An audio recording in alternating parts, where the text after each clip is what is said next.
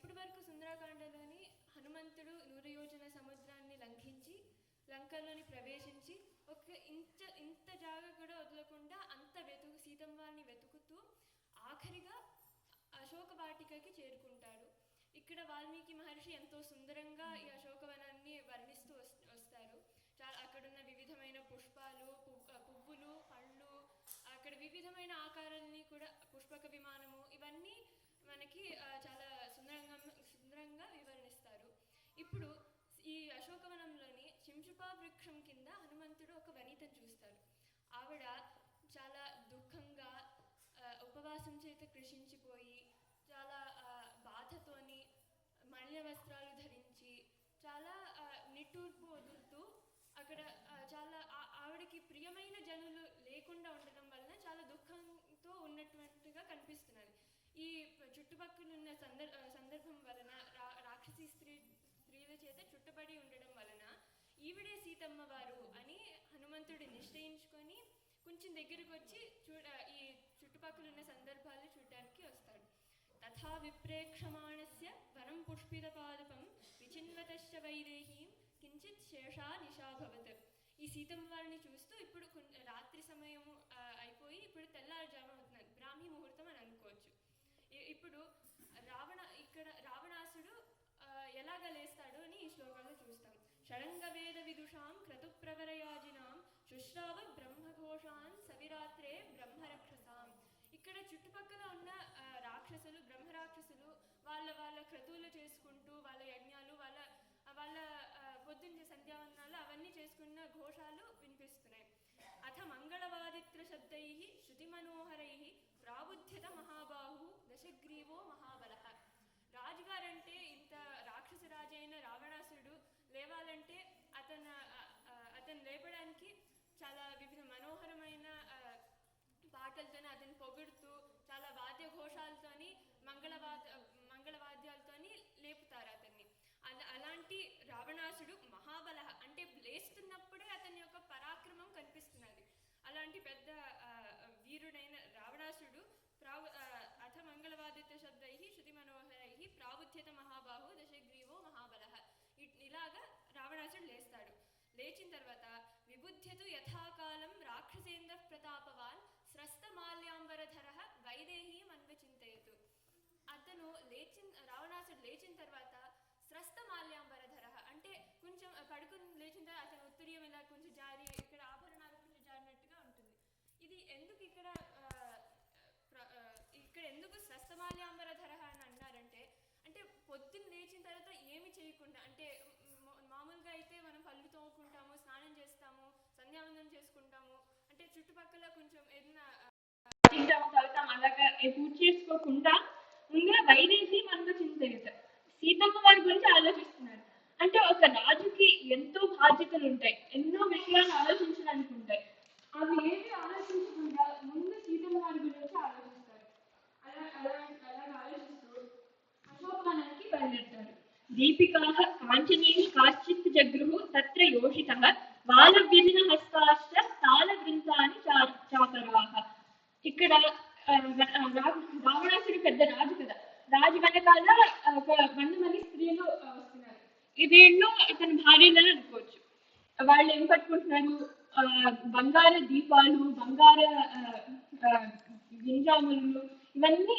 అతను బంగారం అని ఎందుకు అంటున్నారంటే అతని యొక్క యశస్సు చూపించుకోవడానికి, సీతమ్మ గారికి చూపించుకోవడానికి, అందరికీ చూపించుకోవడానికి నా దగ్గర ఇంత ధనం ఉంది అని ఇలాగా బంగారంతో ఉన్నటువంటి పదార్థాలు వస్తువుల్ని పట్టుకొని వస్తున్నారు. సతాం అసితకేశాంతం శుశ్రోణీం సంహతస్తనీం నిదృక్షణసదాపావర్తత రావణః. వీటివన్నీ పట్టుకొని వస్తూ సీతమ్మని చూడడానికి ఈ అశోకవనంలోని బయలుదేరుతూ వస్తున్నారు. ఇలాంటి రావణాసుడిని చూస్తూ అమ్మవారు ఆచ్ఛాద్యోదరమూరుభ్యాం బాహుభ్యాం చ పయోధరౌ ఉపవిష్టా విశాలాక్షి నుదంతి వనవరిణి. ఇది చాలా బాధాకరమైన విషయం. రావణాసుడిని చూస్తూ ఆవిడ ముందుగా చాలా దుఃఖంతో, చాలా దీనంగా ఆవిడ శరీరాన్ని ముడుచుకుంటారు. ఊరుతోని వక్షస్థలం మధ్య భాగం అంతా కప్పుకుంటారు. అంటే ఆవిడ అతన్ని చూడడానికి అస్సలు ఇష్టపడట్లేదని కనిపిస్తున్నారు. మలమండల చిత్రాంగీం మండలానాం మండితాం మృణాళి పంకదిగ్ధేవ విభాతి న విభాతి చ. ఆవిడ ఎలా ఉన్నారంటే అన్ని అన్ని ఆభరణాలు అన్ని అలంకారాలతో అలంకరించిన సీతమ్మ వారు ఇక్కడ ఏమి అలంకరించకుండా చాలా దీనంగా ఉన్నారు. ఎలాగైతే ఒక పద్మము బుడదతో కప్పిపోయి ఉన్న పద్మము వలె కనిపిస్తున్నారు. అంటే ఆ పద్మము యొక్క సుందరత్వం ఉంది, కానీ చుట్టుపక్కల పరిస్థితులు అంటే రాక్షసి స్త్రీల చేత రావణాసుడి చేత బుడదతో కప్పబడి ఉంది. విభాతి నవిభాతి చ. వాల్మీకి మహర్షి ఇంకొక కొన్ని ఉపమానాలు ఇక్కడ చెప్తారు. ఆవిడ యొక్క తేజస్సు కనిపిస్తున్నది, కానీ ఈ చుట్టుపక్కల ఉన్న పరిస్థితుల వలన క్షీణిస్తున్నారు, అంటే మనకి కనిపించట్లేదు. నాకు ఒక కొన్ని ఇష్టమైన ఉపమానాలు చెప్తాను. వేదీమివ పరామృషాం శాంతాం అగ్నిశిఖామివ పౌర్ణమాసీమివ నిశాం రాహుగ్రస్తేందు మండలాం. వేదీమివ పరామృష్టాం అంటే ఒక యజ్ఞస్థలము చాలా శుచిగా శుచిగా ఉంచుకోవాల్సిన విషయం. అక్కడ యజ్ఞాలు చేస్తాము, క్రతువులు చేస్తాము, చాలా పవిత్రమైన స్థానం. ఈ స్థానంకి ప్రాముఖ్యత ఎంతో ఉంటుంది. కానీ ఈ సీతమ్మ గారు ఎలా ఉన్నారంటే ఒక అశుచి అయిన యజ్ఞస్థానం వలె, యజ్ఞపీఠ వలె.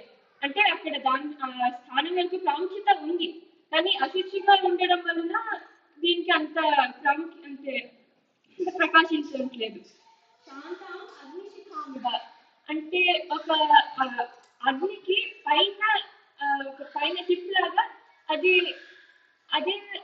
ప్రకాశించట్లేదు. అంటే అగ్నికి ఉన్న అగ్ని కావాల్సినవన్నీ అంటే అక్కడ అంత చిప్పలు అన్ని ఉన్నాయి, కానీ ఆ అగ్ని ప్రకాశించట్లేదు. పౌర్ణమాసీమివ నిశాం రాహుగ్రస్తేందు మండలం. పౌర్ణమాసంలో ఉన్నటువంటి చంద్రుడు చాలా ఎంతో వెన్నెలతోని ఎంతో కాంతితోని ఉంటారు, ఎంతో ప్రకాశిస్తున్నారు. కానీ ఇక్కడ రాహుగ్రస్తేందు మండలం అంటే గ్రహణం వచ్చిన చంద్రుడు రాత్రిపూట పౌర్ణమాసంలో ఉన్న చంద్రుడు మనకి కనిపించడు. అలాగా సీతమ్మ వారు కూడా ఆవిడ యొక్క పౌర్ణమాసం అంటే అంత కాంతితో ఉన్నారు ఆవిడ, కానీ ఈ చుట్టుపక్కల పరిస్థితుల వల్ల మనకి కనిపించట్లేదు. సమీక్షమాణాం విదతి వందితం సుపక్ష్మ తామ్రాయ శుక్లలోచనాం అనువ్రతాం రామవతీవ మైథిలీం మనోభయామాస వధాయ రావణః. ఆవిడ ఎంతో దుఃఖంతో రాముడి గురించి ఆలోచిస్తూ రావణాసుడి యొక్క పతనాన్ని చింతిస్తున్నారు. అంటే ఎలా రావణాసుడి యొక్క వధము నిశ్చయమే అని సీతమ్మ వారు అనుకుంటున్నారు. సతాం పరిపితాం దీనాం నిరానందాం తపస్వినీం సాగారైః మధురైః వాక్యైః నిదర్శయత రావణః. ఇప్పుడు రావణాసుడు వచ్చాడు సీతమ్మ దగ్గరికి. ఇప్పుడు అతను రావణాసుడు చూస్తున్నాడు ఎంత దుఃఖంగా ఉంది, ఎంత భయంగా ఉంది అని. అది యొక్క స్వరూపమే కనిపిస్తున్నది, శరీరం ముడుచుకొని అంతా. అందువలన సాకారైః మధురైః వాక్యైః అంటే చాలా మంచి మాటలతోని చాలా మధురంగా మాట్లాడడానికి ప్రయత్నిస్తాడు. ఏంటంటానంటే సర్వాంగ గుణ కామయే స్వాం విశాలాక్షి బహుమన్యే స్వమానవే సర్వాంగ గుణ సంపన్నే సర్వలోక మనోహరే. ఓ కామయే, ఓ విశాలాక్షి, ఓ సర్వాంగ గుణ సంపన్నే అంటే ఎంతో మంచి మంచి సంబోధనతో ఆవిడని పిలుస్తున్నారు. ఎంతో సుందరంగా ఉన్నటువంటి దాన్ని సర్వలోక మనోహరే, అన్ని లోకాలకి మనోహరంగా చాలా ప్రియమైనటువంటి దానివి. ఇలాంటి విశాలాక్షి, చాలా విశాలమైన కళ్ళు కలిగినటువంటి దానివి. నేను నిన్ను కామిస్తున్నాను, నేను పిలుస్తున్నాను, నువ్వు కొంచెం నాకు గౌరవం ఇవ్వు అని రావణాసుడు మొదటిగా అడుగుతాడు. నేహ కేచిన్ మనుష్యావా రాక్షసా కామరూపిణః వ్యపసర్పతు తే సీతే భయం మత్తః సముత్థితం. ఇక్కడ ఈ లంకాపురంలోని ఎవ్వరూ కామరూపిణులైన రాక్షసులు లేరు. అందువలన నా నుంచి భయము పూర్తిగా వదులుకో అని భయం వదలడానికి ప్రయత్నిస్తున్నారు. ఇక్కడ రావణాసుడు సీతమ్మ వారిని అతనితో పెళ్లి చేయడానికి ఒప్పించడానికి ప్రాముఖ్యంగా సామదాన భేద దండోపాయాన్ని ఉపయోగిస్తారు. ముందుగా ఇక్కడ సామ అంటే చాలా మధురమైన వాక్యాలతో అడుగుతున్నాడు. అంటే ఓ సర్వాంగ గుణ సంపన్నే సర్వలోక మనోహరి అంటే ఎంతో పొగుడుతూ సంబోధిస్తూ నన్ను ప్రేమించు అని నాతో నన్ను పెళ్లి చేసుకొని అంటున్నారు.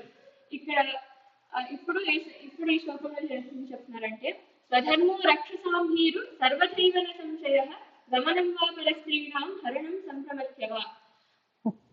రావణాసురుడు చేసిన తప్పు పనిని ఇప్పుడు అంటే చెడ్డ పని చేసినా ఇది ఇప్పుడు సమర్థించుకోవడానికి ఇది రాక్షస ప్రవృత్తినే, ఇది రాక్షసుల యొక్క స్వధర్మమే అని చెప్పుకోవడానికి ప్రయత్నిస్తున్నారు. అంటే పరస్త్రీలు అపహరించడం ఇదంతా చాలా మామూలుగానే చేస్తాము అని సమర్థించుకోవడానికి ప్రయత్నిస్తున్నాడు. ఏకవేణి ధరాశయ్యా ధ్యానం మలినమంబరం అస్థానేపి ఉపవాసశ్చ నైతాన్యోపైకానితే. ఒక జడ ధరించి భూమి మీద పడుకొని ధ్యానం చేస్తూ మలిన వస్త్రాలు ధరించుకోవడం తగినటువంటివి కాదు అని రావణాసుడు చెప్తున్నాడు. ఒక విధంగా ఆలోచిస్తే ఇది నిజంగానే సత్యం. ఎందుకంటే సీతమ్మ గారు సాక్షాత్ ఆవిడ శ్రీ మహాలక్ష్మి, ఆవిడ ఎంతో అలంకరించుకోవాల్సినటువంటి ఆవిడ చాలా సంతోషంగా చిరునవ్వుతోని ఉండాల్సినటువంటి సీతమ్మ గారు ఇప్పుడు చాలా దుఃఖంగా మలిన వస్త్రాలు ధరించుకొని రాముడు లేకుండా చాలా దుఃఖపడుతున్నారు. అందువల్ల రావణాసుడు ఇంకో విధంగా అన్నాడు, కానీ మనం కూడా భక్తుల్లాగా ఇది చాలా నిజంగా తగ్గినటువంటిది విషయం కాదు. ఇప్పుడు రావణాసుడు సామ ఉపాయం చెప్తున్నాడు, అంటే మంచిగా మాట్లాడి ఇప్పుడు దాన అంటే నేను ఒకటి ఇస్తాను నువ్వు నాకు ఇది ఇవ్వు, నేను నీకు ఇది ఇస్తే నువ్వు నన్ను పెళ్లి చేసుకో అని విధంగా చెప్తున్నాడు. మహార్హాణి చ కారాణి శయనాని ఆసనాని చ గీతం నృత్యం చ వాద్యం చ లభ మాం ప్రాప్య మైథిలి. ఇక్కడ ఉన్న లంకాపురంలో ఉన్నటువంటి అంతఃపురంలో ఉన్నటువంటి అన్ని సింహాసనాలు, అన్ని శయన అంటే పడకలు, అన్ని ఇక్కడ ఉన్న వస్తువులన్నీ నీవే అవుతాయి. ఇక్కడ తినే పదార్థాలు, తాగే పదార్థాలు అన్ని నీవే అవుతాయి. నువ్వేం చేయాలి, నన్ను పొందితే నువ్వు పొందగలవు అని రావణాసుడు అంటాడు. భవమైథిలి భార్యామే మోహమేనం విసర్జయ బహ్వీనాం ఉత్తమ శ్రీరాం ఆహృతానాం ఇతస్తతః సర్వాసామేవ భద్రంతే మమాగ్ర మహిషీభవ. ఓ మైథిలి, నువ్వు నా భార్య అవు.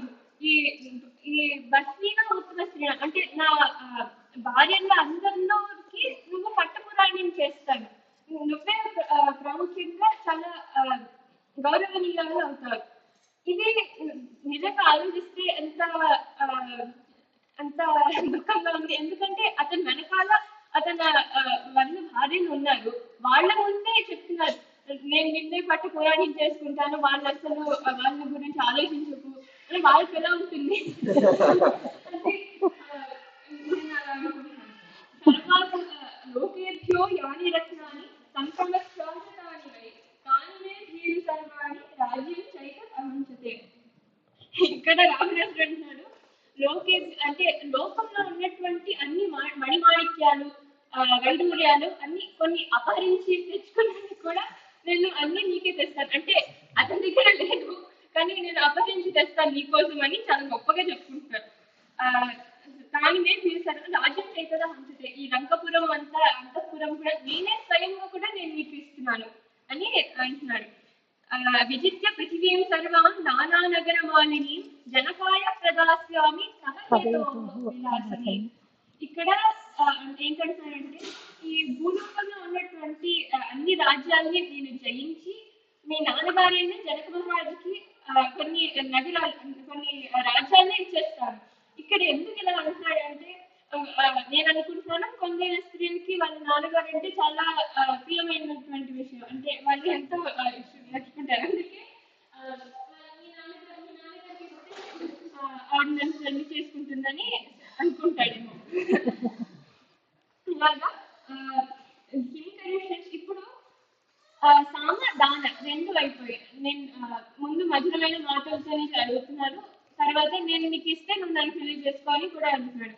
మూడో విషయము భేద అంటే కొన్నిసార్లు అంటారు కదా, చూడు వాడు నీకన్నా మంచిగా చేస్తున్నాడు నువ్వు కూడా అలాగే చేయాలి, లేదా నేనే వాడికన్నా గొప్ప వాడు కాదు, అలాగా రావణాసుడు రాముడితోని పోల్చుకుంటున్నాడు. కిం కరిష్యతి రామేణ సుభగే క్షీరవాసస నిక్షిప్త విజయో రామ గతశ్రీ వనగోచర రతి స్థండిలచాయ శంకే జీవతి వా. నువ్వు రాముడితోని ఏం చేస్తావు? వనంలో రాజ్యం కోల్పోయి వనంలో తిరుగుతూ ఫలాహారం తీసుకుంటూ అంత ఏమి యుద్ధం చేయడానికి కూడా సమర్థుడు కానీ రాముడితోని నువ్వేం చేసుకుంటావు? అసలు ఇప్పుడు బ్రతికి ఉన్నాడు కూడా తెలియకుండా అని రావణాసుడు అంటున్నాడు. రామ తపసాదేవి న బలేన న విక్రమైః న ధనేన మయాతుల్యః తేజసా యశసాపి వా. నాతో రాముడు తపస్సుతోని సమానం కాదు, బలంతో సమానం కాదు, పరాక్రమంతో సమానం కాదు, యశస్సుతోని సమానం కాదు, తేజస్సుతోని కూడా సమానం కాదు అని రావణాసుడు గొప్పగా చెప్పుకుంటున్నాడు. ఇది ఎందుకు ఇలా చెప్పుకుంటున్నాడు నాకు ఇప్పటికీ కూడా అర్థం కావట్లేదు. ఎందుకంటే ముందుగా సీతమ్మని అపహరించడానికి ఒక తన రాముడిని ఎదుర్కోలేక ఒక మాయాదేవిని పంపించి అతనే ఒక మాయావేషం ధరించి ఒక భిక్షాడుకోవడం లాగా వచ్చి అప్పుడు సీతమ్మని అపహరించాడు. కానీ రామలక్ష్మణ లేని సమయంలోని కానీ అతని ఒక పరాక్రమం ఏమి ఉపయోగించి అపహరించలేదు. అలాగా అంటూ పిబ విహర రమస్వ భుంక్ష్వ భోగ ధనవిజయం ప్రదిశాం మయి నల లలనే యథాస్కంధం వైద్య సమేతే లలంతు బాధవాహతే. నీకు ఇష్టం వచ్చింది కాదు, నీకు ఇష్టం వచ్చింది తిను, నీకు ఇష్టం వచ్చిన దగ్గర తిరుగు, నాతో పాటు ఏదైనా చేయొచ్చు ఈ లంకపురంలో. నువ్వు సుఖంగా ఉంటూ నీ బరువు కూడా సుఖంగా ఉంటూ అని ఆఖరిగా రావణాసుడు ఇలా చెప్తాడు. ఈ మాటలు విన్న సీతమ్మ వారు ఇలాగా అంటారు. దుఃఖాంతా రుదతి సీత వేపమానా తపస్విని చింతయంతి వరారోహ పతిమేవ పతివ్రత శ్రేణవంతరతః కృత్వా ప్రతివాద. ఆవిడ ఎంతో దుఃఖంతో ఈ మాటలు విని రాముడి గురించి ఆలోచిస్తూ అతన్ని మళ్ళీ తిరిగి సమాధానం ఇవ్వడానికి ఒక త్రిమంతరతత్వం అంటే ఒక గడ్డి పరకని ముందు పెట్టి మాట్లాడుతున్నారు. అంటే రావణాసుడికి ఒక గడ్డి పరక లాంటి విలువ ఇచ్చి మాట్లాడుతున్నారు వాళ్ళ మధ్యలో పెట్టి. ఏంటంటారంటే నివర్తయ మనోమత్తః స్వజనే ప్రియకామనః రమాం ప్రార్థయితుం యుక్తం సుసిద్ధిమివ పాపకృత్. ఎంతో ధైర్యంతో ఎంత దుష్ట పరిస్థితుల్లోని కూడా ఆవిడ యొక్క ధైర్యము, నిష్ఠత, ఆవిడ యొక్క దృఢమైన మాటలు కొంచెం కూడా తగ్గకుండా ఆవిడ మాట్లాడుతున్నారు. ఏంటంటారంటే నువ్వు ముందుగా నా నుంచి నీ మనస్సు నువ్వు తీయు, నా గురించి అసలు ఆలోచించుకు. నీ దగ్గర చాలా భార్యలు ఉన్నాయి, చాలా సుందరమైన భార్యలు ఉన్నాయి, వాళ్ళ గురించి నువ్వు ఆలోచించు కానీ నా గురించి నీకెందుకు అని సీతమ్మ అంటారు. ముందుగా నువ్వు చేసింది తప్పు, నువ్వు చేస్తుంది కూడా తప్పు అని సీతమ్మ అంటున్నారు. నన్ను ఇంత సులభంగా నువ్వు పొందలేవు అని దృఢంగా చెప్తున్నారు. అకార్యం నమయా కార్యం ఏకపత్న్యా విగర్హితం కులం సంప్రాప్తయా పుణ్యం కులే మహతి జాతయ. నేను ఎంతో శ్రేష్టమైన కుటుంబంలోని పుట్టాను, నేను ఎంతో గౌరవమైన కులంలోని పుట్టాను, నేను ఇలాంటి జనక మహారాజు యొక్క కూతుర్ని. నేను ఎందుకు నీ చిన్న నేను ఎందుకు ఇలాంటి తప్పు చేస్తాను నువ్వు అనుకుంటున్నావు? నేను ఎల్లప్పుడూ రాముడి యొక్క భార్య మీదనే ఉంటాను అని సీతమ్మ వారు చెప్తున్నారు. ఏవముక్వాతు వైదేహి రావణం తం యశస్విని రాక్షసం పృష్ఠతః కృత్వా భూయో వనమాంతరి. ఈ చాలా 2 శ్లోకాలనే సీతమ్మ వారు ఆవిడ చాలా దృఢంగా తన ఏం చెప్పాలనుకుంటున్నా చాలా చెప్పారు. కానీ మళ్ళీ ఇంకొకసారి రావణాసుడికి అర్థం కాలేదేమో అని మళ్ళీ చెప్తున్నారు. ఎలాగా? రాక్షస పృష్ఠత కృత్వ అంటే ఆవిడ వెనక్కి తిరిగి అంటే ఆవిడ యొక్క వీపు అతనికి చూపించి మళ్ళీ మాటలు అంటున్నారు. నాహమోపైకి భార్య పరభార్య సతీత సాధు ధర్మమేక్షస్వ సాధు సాధు వ్రతంధర. నేను నీ భార్యని కాదు, నేను ఎప్పటికీ నీ భార్యని అవ్వను. నీ భార్య చాలా మంది ఉన్నారు, శ్రేష్ఠ దాగేసి అమ్మే తాగని తర్వాత వస్తుంది. నీ యొక్క భార్యతోనే నువ్వు ఉండు కానీ వేరే భార్య ఎందుకు నీకు? సాధు ధర్మం వేక్షస్వ, నువ్వు మంచి పని చెయ్యుగాక, నువ్వు సరిగ్గా ఏంటని చెప్తున్నారు కూడా. ఇహ సంతో నవాసంతి సతో వా నానువర్తతే తథాని విపరీతాతే బుద్ధిరాచార వర్జిత. ఇహ సంతః, సంతః అంటే మంచివాడు. ఇక్కడ నిజంగానే మంచివారు లేరా, లేకపోతే వాళ్ళ వాళ్ళ మాటలు నువ్వు వినట్లేదా అంటే ఇక్కడ నేను అనుకుంటున్నాను విభీషణుడి మాటలు. ఎందుకంటే విభీషణుడు ముందు నుంచే అంటున్నాడు, ఇది రావణ నువ్వు చేస్తుంది తప్పు, ఇలా పరభార్యని అపహరించి నువ్వు తీసుకురాకూడదు, మరియు ఇంకా మాయా రూపం ధరించి నువ్వు తీసుకొని వస్తున్నావు, ఇది అసలు ఏమైనా ధర్మమా అని విభీషణుడు ముందు నుంచే చెప్తున్నారు.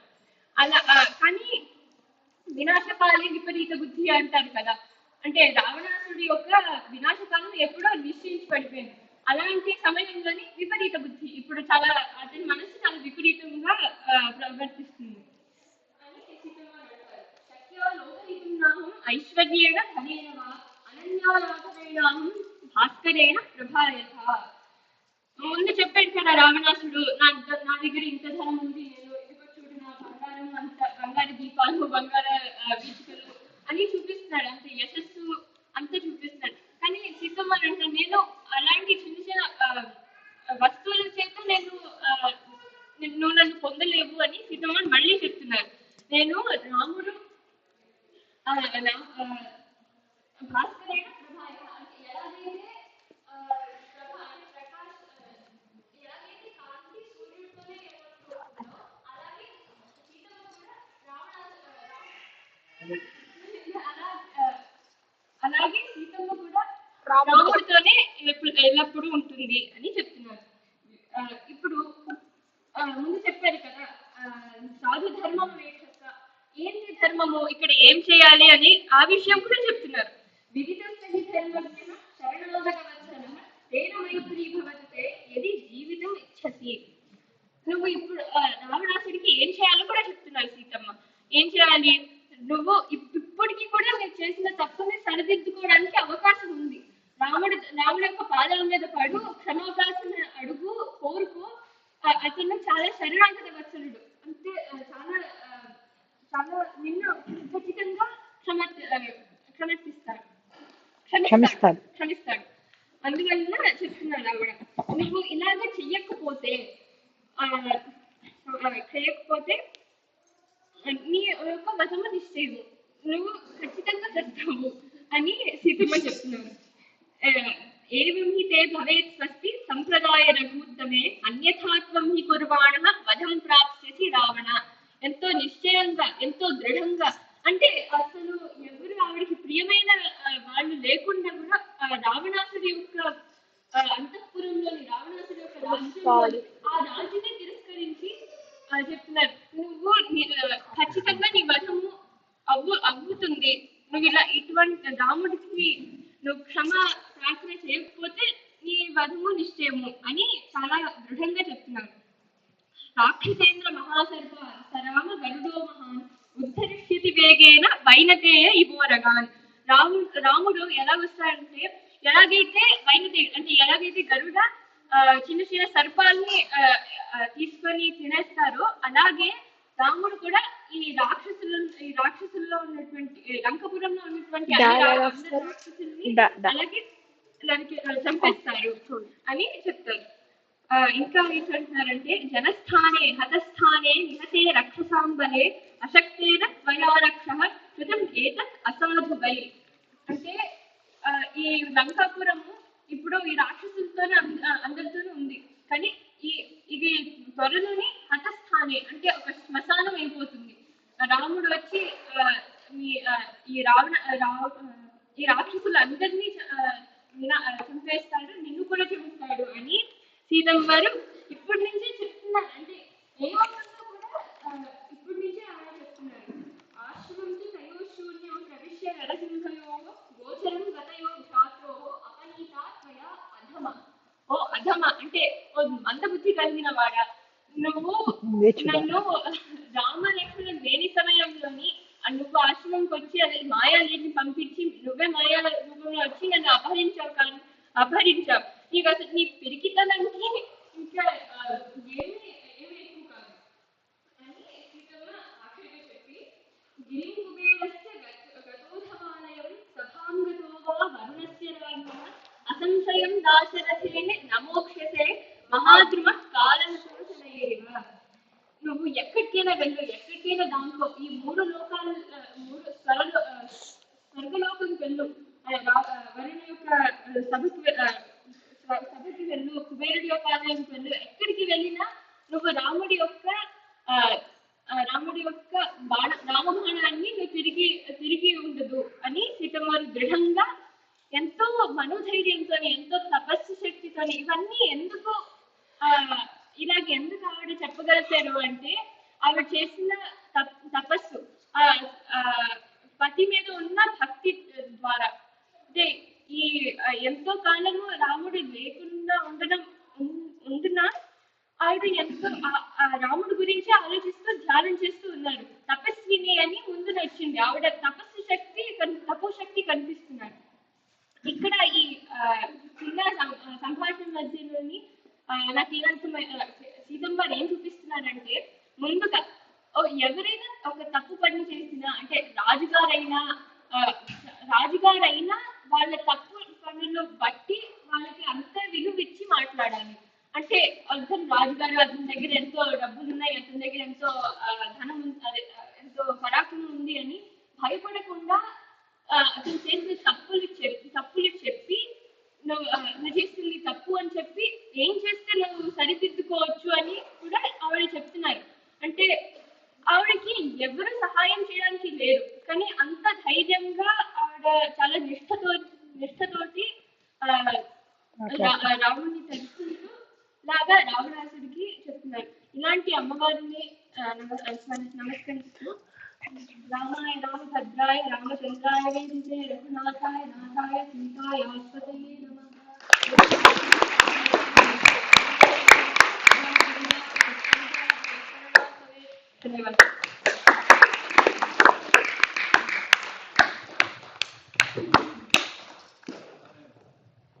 స్నేహ చాలా చక్కగా మాట్లాడింది. నేను చెప్పిన దాంట్లో నాకు ప్రధానంగా నచ్చింది ఏంటంటే, ప్రతిసారి వాల్మీకి మహర్షి ఉపమానాలు వాడినప్పుడు ఈ యొక్క పదం ఇది ఎక్కడ ఉంది, ఇది ఎందుకు ఉంది, ఈ పదం ఎందుకు ఉంది బాగా చాలా చక్కగా వివరించింది. సో ధన్యవాదాలు స్నేహ.